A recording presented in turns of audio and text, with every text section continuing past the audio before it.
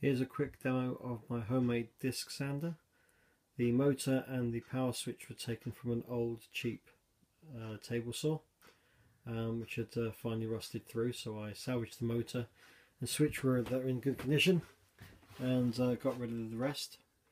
It's currently hooked up to a small shock vac. When I was building it, I was deciding whether to use a fixed table or a adjustable table. In the end I decided that a fixed table was all I needed. Saved a lot of complexity and gave it a lot more rigidity. So what I'll do, I'll fire it up now and I'll give you a demonstration.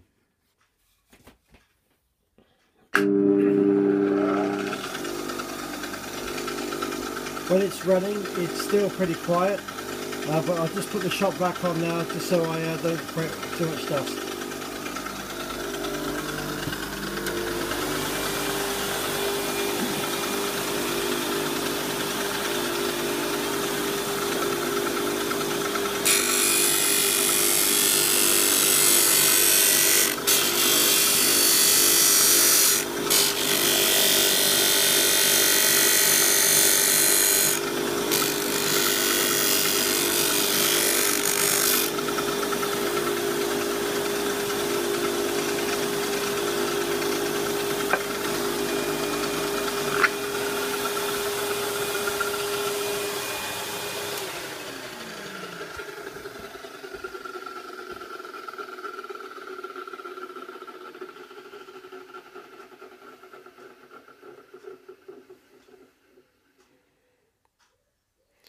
Overall, very pleased with the sander.